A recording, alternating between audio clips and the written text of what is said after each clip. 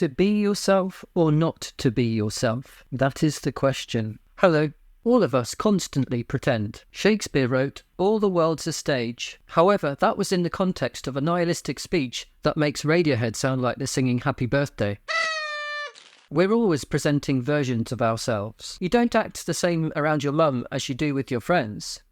If you have friends, a form of acting that is explicitly acknowledged as acting is a job interview. The expectation is that you are not your authentic self. Otherwise, the interview might go something like this.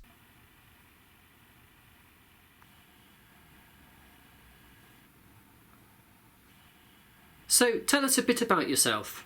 I'm 5'5". Okay. What made you apply for the role?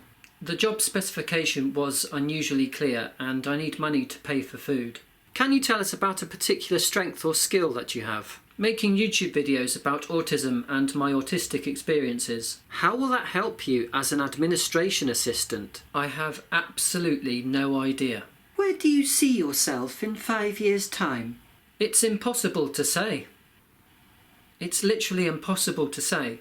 But if you really want an answer, in 5 years' time, I'll be making skits for autism YouTube videos full time, so I never have to go to another job interview again. We'll be in touch. Ew, I hope not.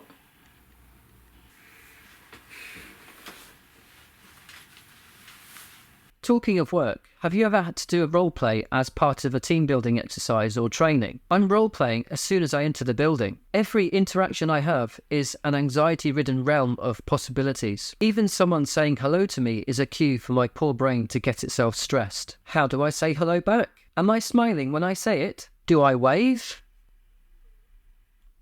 Is it far enough to wave? What's the optimum distance that there needs to be between person A and person B? 10 meters? 15 meters? Can the other person see the worry on my face as I ask myself all these questions? You might think that we all roleplay at work to some extent. Yes, that's true, but my pretending to be neurotypical is not the same as other people's pretending to work. They can essentially be themselves. If someone says hello to them, they don't have to think twice about how they'll do it. If they have a meeting and they interrupt someone, they'll be fine about it, and they won't think about it for the rest of the day. If I interrupt someone, it's always at the wrong time, and I hate myself for it. Why should I pretend to be neurotypical? Why not just be my authentic autistic self? Okay, let's imagine I was my authentic autistic self at work. I would not start any conversation that did not have a practical goal. I would not smile in a team meeting unless someone told a funny joke or praised me for something that I'm genuinely proud of. I would openly judge things that I disagree with. I would point out inconsistencies that other people see, but don't mention. I am constantly keeping a check on my true self, as well as trying to mould myself into whatever will ensure the highest level of peace and the lowest level of harm.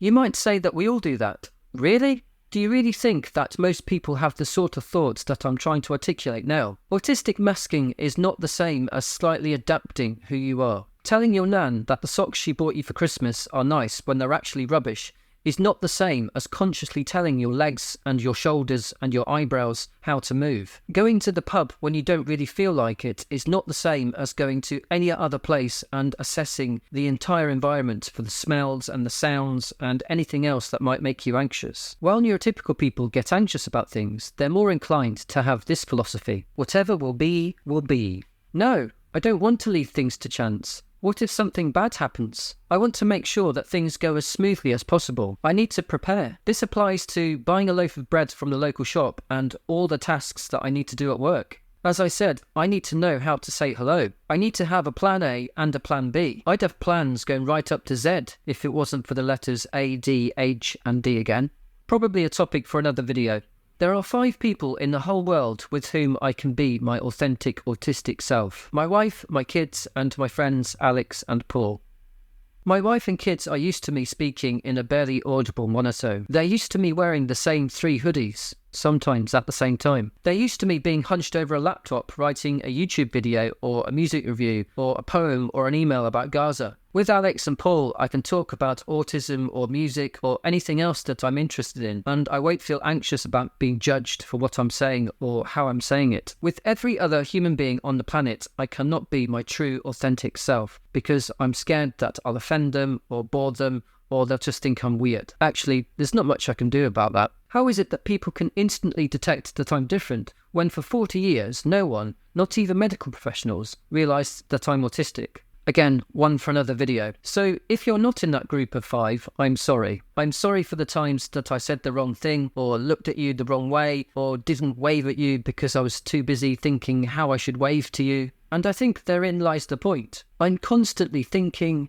analysing, imagining, creating. This is exhausting, and when it relates to something that's exciting, I want to think about the thing and do the thing all the time. I'm not deliberately excluding anyone, it's just that my brain is keeping me occupied. It's a bit like a tiny magic theatre, though I'm the cast and the audience and the bouncer stopping people getting in, though in the friendliest possible way. It's difficult to have an argument when you're on your own, in your tiny magic theatre. This is me, a quiet person with very specific interests who wants everyone to be nice to each other. Doesn't sound too bad, does it? However, I'm reminded of this autism meme. Be yourself. No, not like that though. In the neurotypical world, it's unlikely that a monologue about, say, bees is going to be appreciated unless you're a biology teacher or a delegate at the National Bee Convention. If you have no interest in bees, then you have my permission to leave the Magic Theatre, because yes, I'm now going to monologue about bees. Believe it or not, I got this book from a library called The Hive. And believe it or not, I just wanted to find a book with a good picture of a bee that I could use for the thumbnail for this video. But I started reading this book, and I soon became fascinated.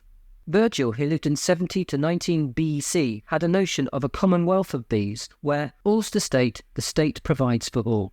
In Shakespeare's Henry V, the Archbishop of Canterbury says that bees are creatures that by a rule in nature teach the act of order to a peopled kingdom. In the poem A Song, Men of England, written in 1819, the year of the Peterloo Massacre, in which demonstrators for parliamentary reform were violently dispersed by armed men on horses, Percy Bysshe Shelley pictures capitalist society as being divided into 2 hostile classes. This is the 3rd stanza. Wherefore, bees of England, forge many a weapon, chain and scourge, that these stingless drones may spoil the forced produce of your toil? This is the first half of the 5th stanza. The seed ye sow, another reaps, the wealth ye find, another keeps. Let me know if you find a more succinct critique of capitalism. The bee was chosen as the symbol of Manchester in 1842 to reflect the fact that the city was made by the workers. I'm sure Liam and Noel think about this a lot as they sit in their mansions. Without any apparent sense of irony, Visit Manchester state that the special thing about the human relationship with bees is that we can control them and exploit their products. In the 19th century, pioneers of the cooperative movement in nearby Rochdale used representations of the wheat sheaf and the beehive in their official seals because one ear of wheat cannot stand up on its own, with others in the form of a wheat sheaf it can, and one bee cannot survive alone, in a beehive with others it can. Drone bees are male and worker bees are female. Drone bees mate with the queen bee, while the females do all the work. Sylvia Plath wrote a series of bee poems based on a bee colony she acquired after her separation from Ted Hughes. I love the poem The Arrival of the Bee Box, in which she writes, "The unintelligible syllables, it is like a Roman mob, small taken one by one, but my God, together." Funnily enough, this perfectly captures how I felt in Primark 2 days ago. Talking of grisly anecdotes, the Beekeeper's Bible shares a tale from the Egyptologist E.A. Wallace Budge, written in 1925. Basically, honey was used by the ancient Egyptians to preserve dead bodies. Someone found a jar of honey and, like Winnie the Pooh, who was invented that year, scooped out some of the honey and started to eat it. A hair wrapped itself around one of their fingers as they slurped on the goods. And as they drew it out of the jar, the body of a small child appeared, with all its limbs complete, which is actually quite refreshing when you think about the thousands of kids in Gaza who have had limbs removed. But I digress. Here are some more bee facts. There are 25,000 species of bee, though I think climate breakdown has made that number smaller. The queen bee is completely incapable of looking after herself. She has attendant bees that follow, feed and groom her, and carry away her waste. Now I'm thinking about our late queen taking a dump on a silver tray. Queen bees often make a piping noise like the sound of a toy trumpet, which has been said to be either a G-sharp or an A in pitch. It amuses and annoys me that the piping noise isn't a B in pitch. I was going to quote from this other book, but I think I'll just let it be. Also, I probably would have just made lame jokes about the royal family and parasites, and no one wants to hear those. Thank you for listening, and take care.